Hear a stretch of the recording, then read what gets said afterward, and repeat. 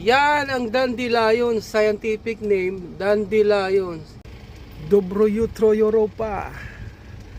I was amazed this a flower. This is a flower, but this is not a literal flower. This is a dandelion. Dandelions, herbs, and also vegetable. Yes, not too much. You make a salad and also tea. So this is a dandelion's vegetable, wild vegetable. And leaves and roots, it's edible to eat. So we will try this later. They have also this like a spinach. Yes, this is a dandelion. I saw this in the Consum market, also Spar, but I don't know what this. But I was research in the Google and YouTube.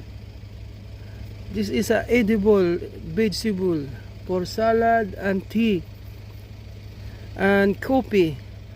The beans under the soil is edible to make coffee. So I miss this like vegetable, wild vegetable. Yeah, amazing. Volumti Europa, your amazing country, you know, like this, huh? Dobroyutro Europa. Have a good day, Philippines. Kung nakikita nyo itong mga bulaklak na to, ito ay karaniwang tumutubulan dito sa gilid-gilid ng Croatia, mga probinsya, sa mga bukid-bukid. Kamukha siya ng sunflower, pero hindi ito sunflower, mga kaibigan. Ito ay tinatawag na dandelions herbs. Ito ay katumbas ng spinach. Ito ay nagtataglay ng vitamina E, D, C, K. Ito ay edible vegetable.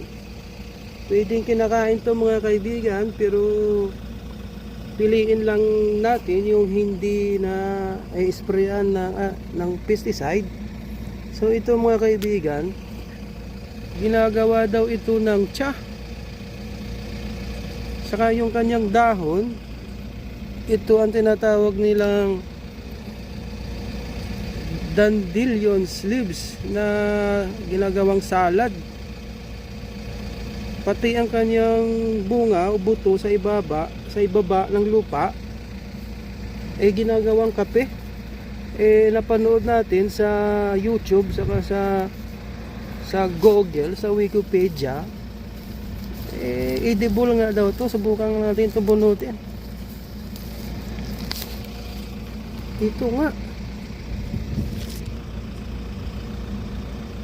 Ito nga yung napanood natin, kaibigan. Yung kanya ugat sa ano. Yung sa YouTube na panood natin. Edible nga pala ito talaga, kaibigan. So sinubukan nating tingnan talaga. So ito ay nagkalat lang kung saan-saan ito, mga kaibigan, oh. Oh. Ang pangalan nito ay sa scientific name sa Wikipedia natin tiningnan ni dandelions vegetable. Ito ay herbs, wild vegetable, at tumutubo lang daw ito pagkatapos winter season. Yung papasok na yung summer. Saka ito nakikita nyo yung mga violet nito. Mga kamag-anak daw to ng mint. No. Edible to, mga kaibigan. Ako kinakain ng mga tao dito. So tayo ay nagtataka lang dito, mga kaibigan, at napakadami nito sa kanila. Grabe. Ang dami, oh. Hanggang dun. Hanggang dun, oh. Oh. Nakakita na tayo nito sa grocery, sa loob ng grocery na tinitinda ito. Yung kanyang dahon. Ito. Ito, yung kanyang dahon na to. Ayan. Ginagawang salad pala to. Nagtataglay daw ito ng vitamin A, C, D at iron. So try natin to next day. Isahog natin sa ating pagkain. Bibili tayo sa grocery ng ganito, pero itong bulaklak ginagawang tsa daw to nilalaga. Tapos ito yung kanyang bunga, ginagawang kape, biniblender saka binibilad. So tayo namamangha dito mga kaibigan sa kanilang mga biyaya ng Diyos, ng Mother Earth. So grabe, nagkalat talaga itong mga sunflower. Hindi, ano to dandelions. So grabe, andun doon sa loob, ang dami pa doon andun, ang dami din. So tapos na tayo sa ating duty mga kaibigan, bilang bus driver dito sa Croatia. Ito na lang ating bus So tayo nag-video lang dahil nagkalat yung mga dandelions, flowers o wild vegetable or wild herbs. Ito pa nagkalat lang talaga dito sa kanila diba? Dami. Kaya tayo napapa-research sa bulaklak na to. Tayo namamangha at nagkalat sila dito dito sa Croatia, Europa lang daw to nagkakaroon ng ganito mga kaibigan. So grabe, di ba? So tayo ay namamangha. So i-research pa natin ulit to sa Google, sa Wikipedia, at manood tayo sa YouTube na mga nagba-vlog nito. May nakita na ako nag-vlog nito na kinain. Niluto yung dahon saka yung bunga, yung buto sa ilalim, ginawang kape. So dami So okay mga kaibigan, Volume T Europa. Ions coffee is a caffeine-free coffee substitute made from roasted dandelion root, offering a similar dark irritable flavor profile. Traditional coffee is prepared by brewing unroasted and ground roots in hot water, often simmered like tea. Amazing. It's valued for its potential health benefits, particularly for liver and digestive health. So it should be avoided by pregnant women or those on certain medication. Bawal sa buntis at sa mga nagagamot na tao. Okay? So ito talaga ay edible. Kape, pwede siyang gawing kape. Nakita naman natin dito sa Wikipedia niya mga kaibigan. So dandelions coffee is edible. It's not a poison. Okay? Oridu? Okay.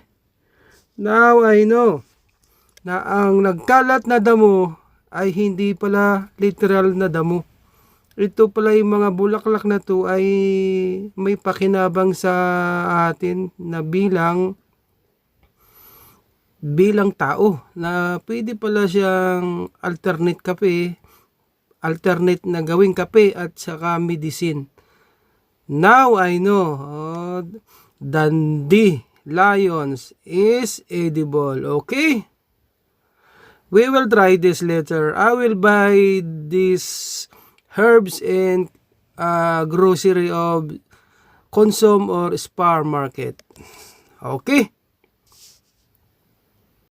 So mga kaibigan, nandito tayo sa Lipik. So napapansin nyo, dyan na naman yung mga bulaklak na yan. Kahit saan nagkalat ito I-research nga natin to sa sunod na mga araw kung ito yung edible vegetable. Makakain ba to o nakakalason? At kung nakakain man, anong vitamina meron dyan sa bulaklak na yan? At tayo ay namamangha nagkalat lang ito kung saan saan sa damo-damo sa kanilang mga taniman. Ito oh. Nagkalat eh. Kaya nagtataka talaga tayo dito sa bulaklak na ito. Ito oh. Oh, dami. More flowers. I-research natin to. I will try to research this kind of flowers. Oh, what is this flowers? Maybe this vegetable or flowers only. But I will try to research this into the Google, you know. Okay, Dobro Jutro Europa. So this is a wild herbs vegetable, dandelions. I was research is all of this is edible to eat. Okay, this try later. And I buy these leaves in the consumer market. Yeah, this is edible. And vitamin E, C, K. Okay, that is good. Amazing. So ang dami nito mga kaibigan sa gilid-gilid ng daan. Naglalabas lang ito pag tapos ng winter season. Yung ano, dami. Edible pala yan. Pwedeng gawing tsa, salad. So nagkalat lang dito kaibigan sa kanilang mga garden, sa mga lupain na yun, meron din sa dulo na yun. So ang dami edible pala to. Napakabiyaya naman ayun, dami. Lahat nakakain daw yan. Bulaklak, buto, bunga, dahon. Saka after winter season lumalabas sila pag ganito na summer season, yung pabalik na naman ng winter. Ginagawa daw ng tsa. Ito, pwedeng gawing tsa. Yung dahon niya pwedeng salad. Tapos yung buto ginagawang kape, i-blender lang saka i-dry. Parang ipapowder mo siya. Grabe. Amazing. Volume T Europa. Grabe. Labardan. Mga kaibigan, yan ang dandelions, scientific name, dandelions. Yan ay mga bulaklak ng dandelions. Yellow, saka parang ano siya sunflower, pero hindi yan sunflower, dandelions yan, scientific name. Yan ay edible, vegetable, herbs, wild herbs. Ang ugat niyan, saka yung dahon, pati bunga, bulaklak, ginagawang tsa. Ginagawang tsa yan mga kaibigan. Grabe dandelions. Okay, Labardan Europa, Volume T. Dobro Jutro Europa. I was amazed this flower. This is a flower, but this is not a literal flower. This is a dandelions, herbs, and also vegetable. Yes, not too much. You make a salad and also tea. So this is a dandelions vegetable, wild vegetable. His flower and leaves and roots, it's edible to eat. So we will try this later. They have also this like a spinach. Yes, this is a dandelions. I saw this in the consumer market, also Spar, but I don't know what this, but I was research in the Google and YouTube. This is a edible vegetable for salad and tea. and coffee. The beans under the soil is edible to make coffee. So I miss this like vegetable, wild vegetable. Yeah, amazing. Volunteer Europa, your amazing country, you know. Like this, huh? I will take a picture of this.